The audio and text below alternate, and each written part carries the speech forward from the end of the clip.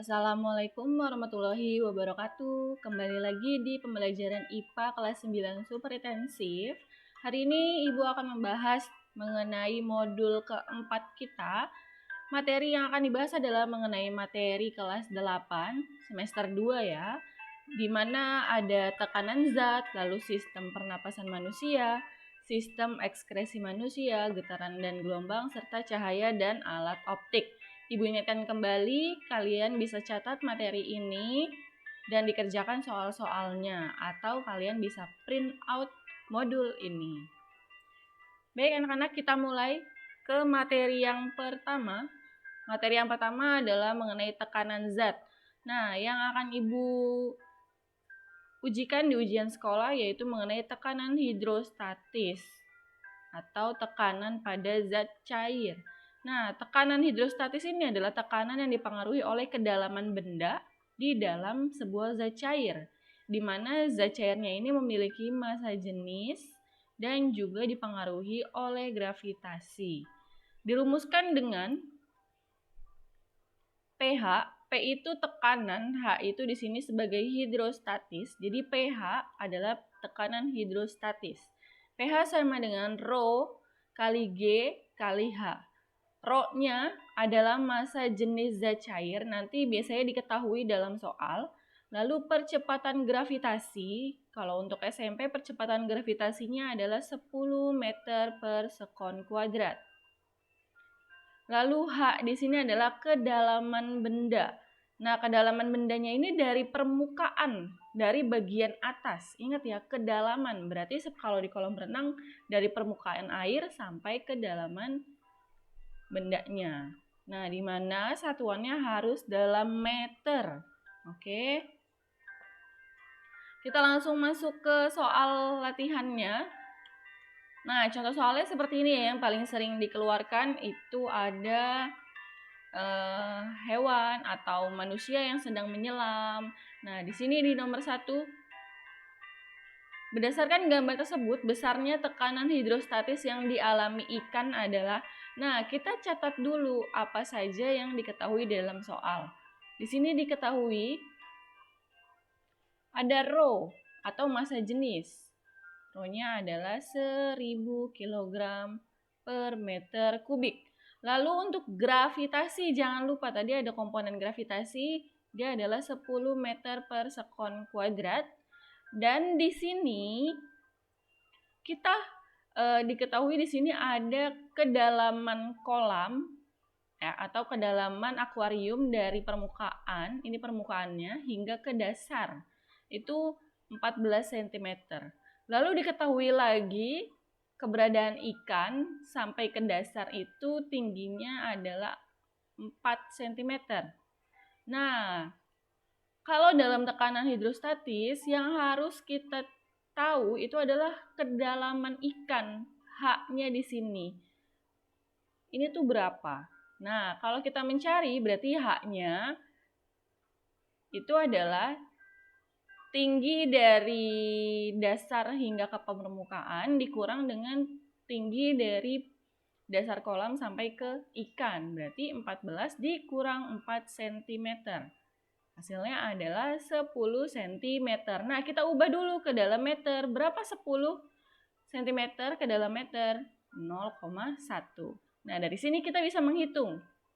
Ya, yang ditanyakan adalah tekanan hidrostatis, pH-nya.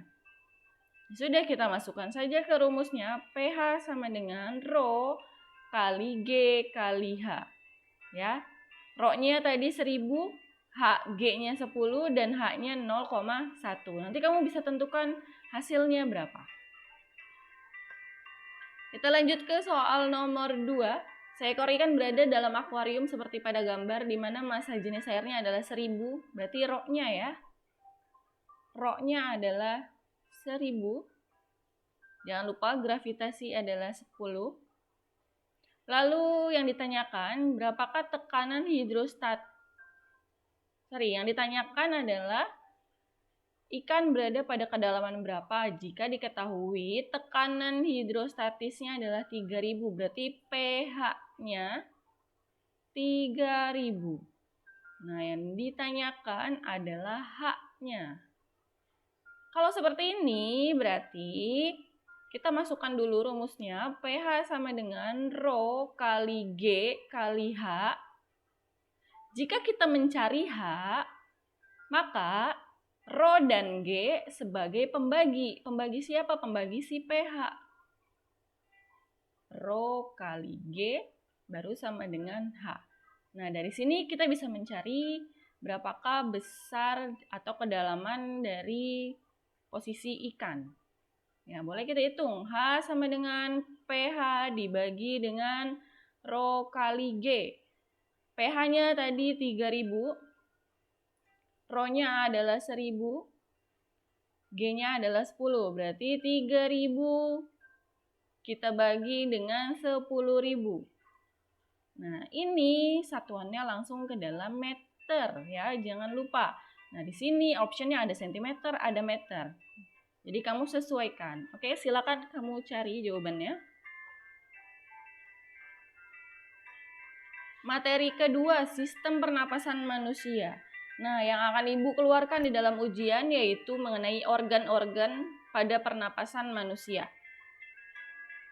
Mungkin kamu masih ingat juga bahwa pernapasan itu apa sih? Pernapasan itu adalah menghirup oksigen dan mengeluarkan karbon dioksida bersama dengan uap air. Nah, tujuannya apa? Untuk menghasilkan energi.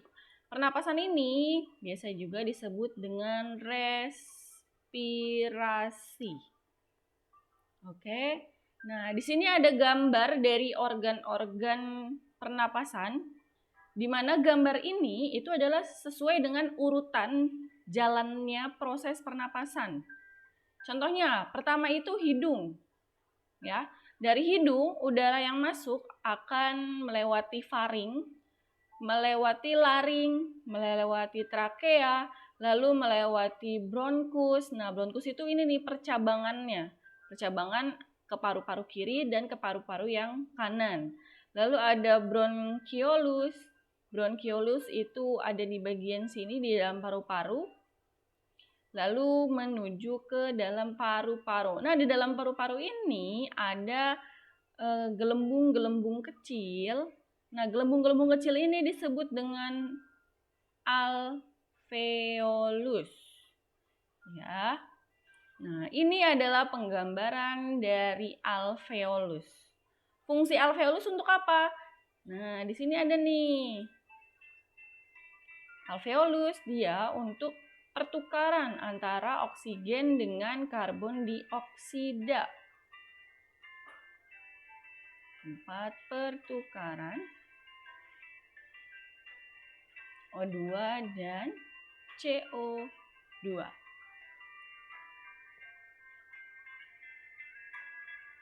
Nah, Ibu rasa kamu bisa ya mengerjakan soalnya.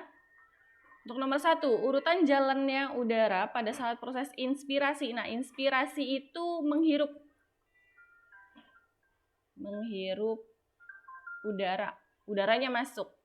Sedangkan ada ekspirasi. Kalau ekspirasi itu dia mengeluarkan udara.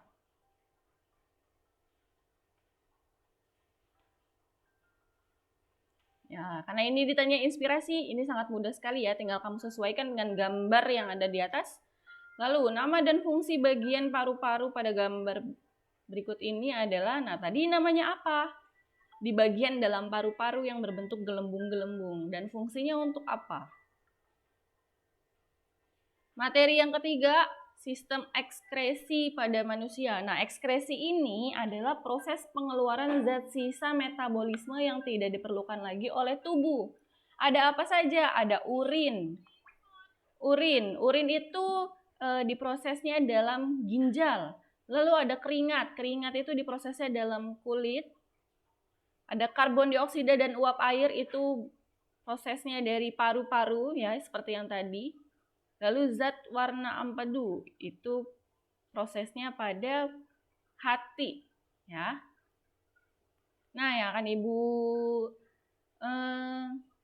cantumkan di ujian sekolah itu adalah bagian ginjal. Nah, ginjal ini dia berperan dalam proses pembentukan urin.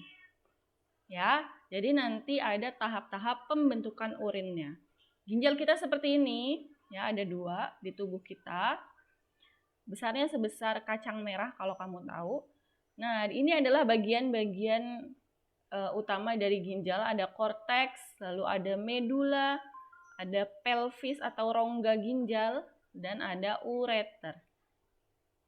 Di ginjal kita juga terdapat pembuluh-pembuluh darah ya, karena fungsi dari ginjal adalah untuk menyaring darah. Nah, saringan darah inilah yang dijadikan sebagai urin.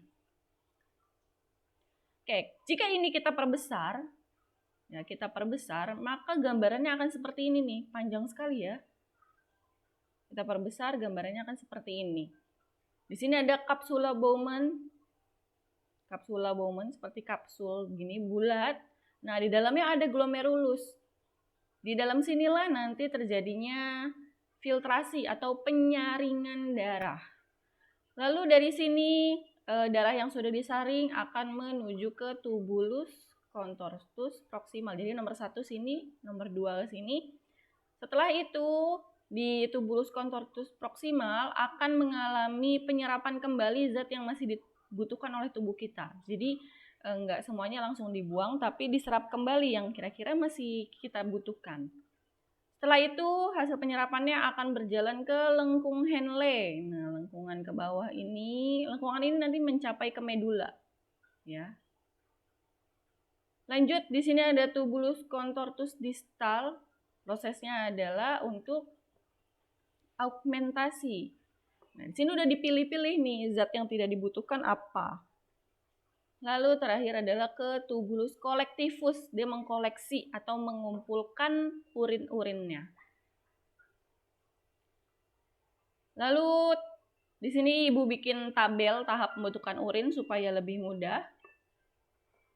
Proses yang pertama untuk pembentukan urin adalah proses filtrasi. Kedua adalah reabsorpsi, ketiga adalah augmentasi.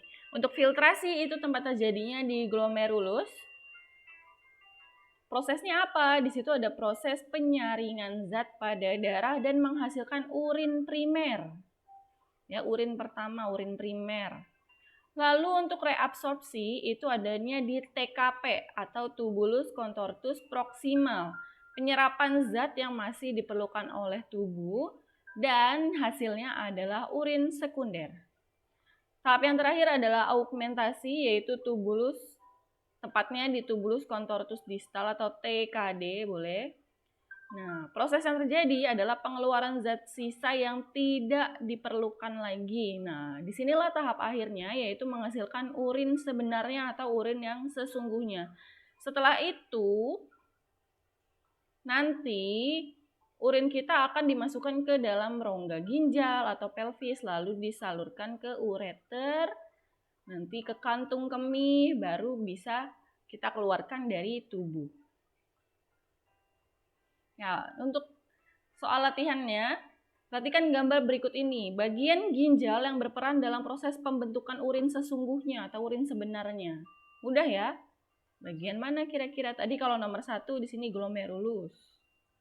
Nomor 3 itu lengkung Henle. Nomor 2 itu pembuluh darah. Nomor 4 itu ada tubulus contortus distal. Oke, selanjutnya nomor 2. Di sini ada tabel bersama dengan proses-prosesnya, ada tempat terjadinya, lalu hasil akhirnya. Nah, ini kita sesuaikan aja dengan tabel yang tadi sudah Ibu buat. Materi yang keempat yaitu getaran dan gelombang. Di sini Ibu akan mengeluarkan mengenai getaran pada bandul. Ya, ada sebuah bandul itu termasuk getaran yang sederhana. Di sini dia punya kedudukan seimbang yaitu pada titik O. Lalu untuk simpangannya ya ditariknya ke titik A dan nanti akan memberikan simpangan juga ke titik B. Bandulnya akan bergerak secara bolak-balik. Nah, kalau misalnya kita menarik dari titik A, bandulnya ditarik dari titik A, nah dia akan bergerak bolak-balik secara beraturan dengan syarat-syarat tertentu ya pastinya. Nah, Bagaimana cara kita mendefinisikan satu getaran? Satu getaran itu jika dia melewati kembali titik semula. Contohnya dari A ke O, OB, lalu dari B kembali ke O, dari O kembali ke A. Itu adalah satu getaran. Nah, di sini Ibu sudah buat permisalannya. Misal ayunan bandul dari A ke O. Nah, A ke O itu jatuhnya cuma seperempat getaran atau 0,25. Nah, sama dari O ke B juga gitu, cuma 0,25. Jadi kalau misalnya ditambah 0,25 tambah 0,25 dari A, O, B, dia menghasilkan 0,5 getaran atau setengah getaran. Kalau tadi A ke O seperempat, AOB dia setengah atau 0,5. Nah, lalu bagaimana kalau AOBOA? Dia kembali lagi ke posisi awal ya, dia satu getaran. Lalu kalau AOBOAOB,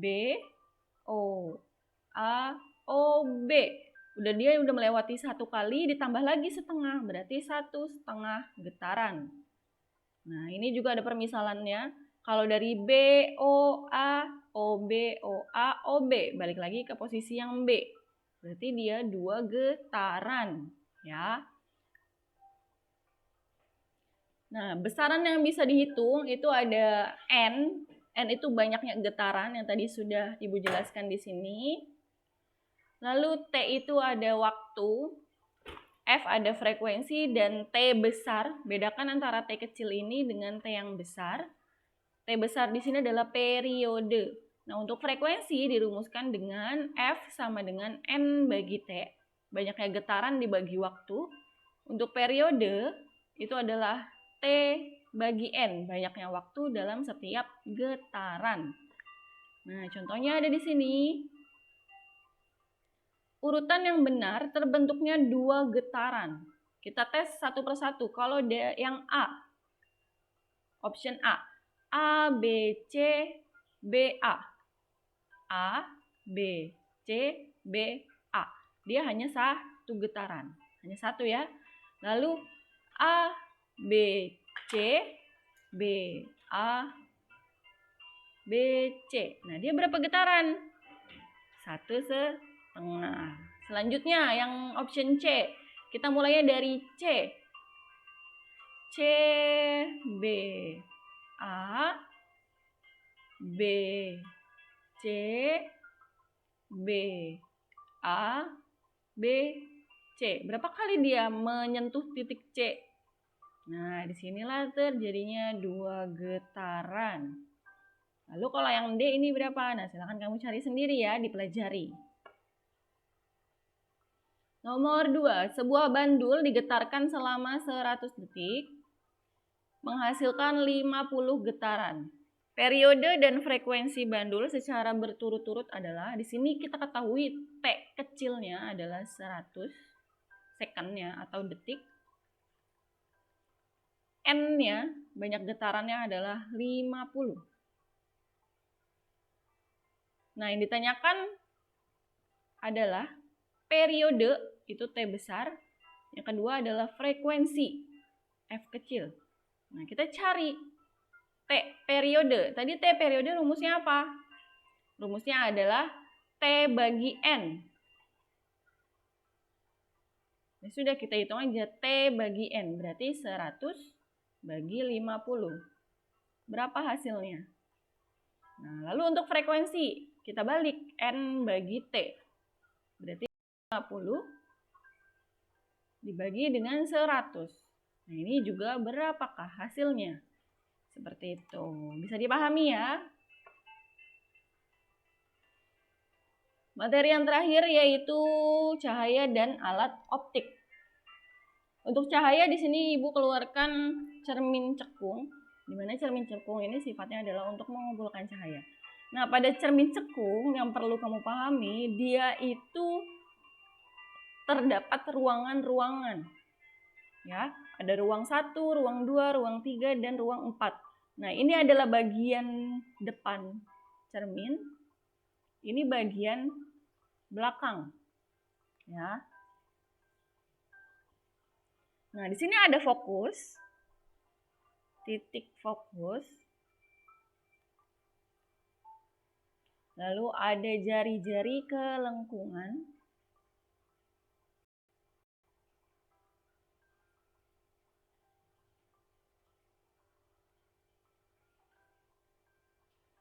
Oke, nah di sini kamu perhatikan ruang 1 itu berada di antara depan cermin sampai dengan titik fokus. Ruang 2 itu ada di antara titik fokus dengan jari-jari kelengkungan. Ruang 3 itu ada di setelah jari-jari kelengkungan. Nah, dimana kalau dari cermin ke fokus itu sama dengan fokus ke jari-jari kelengkungan. Nah, untuk ruang 4 dia posisinya ada di belakang cermin. Biasanya yang ditanyakan itu adalah mengenai bayangan yang terbentuk pada cermin, di mana bayangannya itu bisa bersifat nyata dan juga maya atau semu, di mana itu tergantung dari posisi benda pada ruangan cermin. Contohnya di sini. Nah, ini udah Ibu tandai. Kalau bayangan yang ada di depan cermin, maka bayangannya bersifat nyata dan terbalik.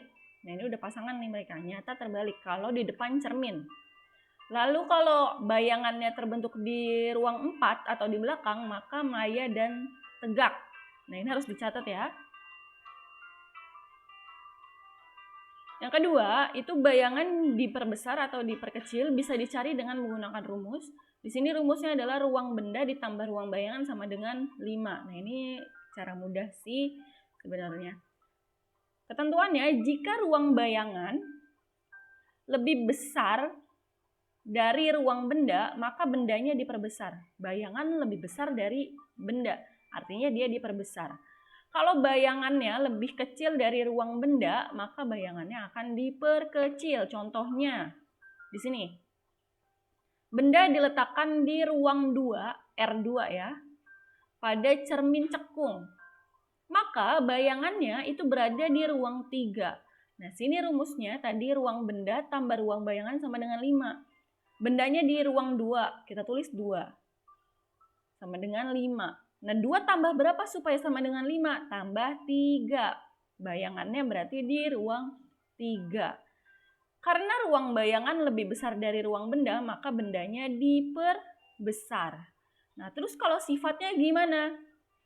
Tadi, bayangan itu ruangannya ada di ruang 3. Nah, kita cek ruang 3 di sini, di depan cermin. Berarti nyata dan terbalik. Ya, maka bayangan yang terbentuk itu adalah nyata, terbalik, dan diperbesar. Sampai di sini dipahami? Jadi, ini berdasarkan ruang 3 atau ruang bayangan. Gitu ya. Kalau misalnya ruang benda, di sini Ibu tulis, kalau ruang benda ditambah ruang bayangan, itu kan sama dengan 5. Bu, gimana kalau bendanya di ruang 1? Kalau benda di ruang 1 berarti bayangannya di ruang 4. Sama dengan 5. Ya kan? Nah, artinya sifatnya gimana? Tadi kalau di ruang 4, bendanya bersifat maya dan tegak. Nah, berarti sifatnya maya, tegak, diperbesar atau diperkecil? Ruang bayangannya 4, ruang bendanya 1, berarti diperbesar. Oke, bisa dipahami ya. Kalau ruang benda di ruang 3, Bu. Oke, Ibu tulis di sini. R benda ditambah R bayangan sama dengan kan 5. Jika ruang benda di ruang 3, Bu, berarti ruang bayangannya di ruang 2. Nah, tadi ruang 2 itu sifatnya nyata, terbalik. Bayangannya 2, bendanya 3, berarti diperkecil. Seperti itu ya. Oke, kita lanjut materinya, ada gangguan pada mata. Di sini kamu perhatikan gambarnya karena nanti kemungkinan gambar yang akan Ibu keluarkan. Gangguan pada matanya itu ada dua di sini yang Ibu jelaskan, ada hipermetropi atau rabun dekat dan juga miopi atau rabun jauh. Nah, untuk hipermetropi ini adalah ketidakmampuan mata untuk melihat benda pada jarak yang dekat. Jarak dekat itu kurang lebih 25 cm. Ini kurang lebih ya. Nah, disebabkan karena apa? Karena bayangan itu jatuh di belakang retina. Nah, ini yang putih-putih ini adalah retina kita. Retina mata kita. Nah, ketika seseorang menderita hipermetropi, maka cahaya yang masuk dia akan membentuk bayangannya itu di belakang sini, di belakang retina. Ya, sehingga tidak bisa melihat jarak yang dekat. Dapat dibantu dengan apa? Lensa cembung atau positif. Nah, ketika dia menggunakan lensa cembung, maka cahaya yang masuk akan diarahkan tepat di retina kita. Gitu ya. Jadi, kalau hipermetropi, bayangannya jatuh di belakang sini. Dengan bantuan lensa cembung, maka bayangan bisa jatuh tepat di retina. Untuk miopi, yaitu rabun jauh, ketidakmampuan mata untuk melihat benda yang jauh, ya biasanya kita atau remaja-remaja itu banyak yang menderita rabun jauh atau minus. Nah, ini karena bayangannya itu jatuh di depan retina. Dapat dibantunya itu dengan lensa cekung atau minus.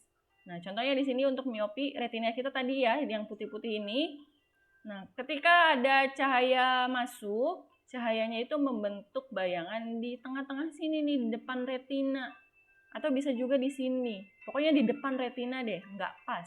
Nah, tapi ketika menggunakan lensa cekung, lensa negatif, maka bayangan yang terbentuk akan tepat ada di retina. Seperti itu. Ya, tadi yang membedakan kalau hipermetropi bayangannya jatuh di belakang retina.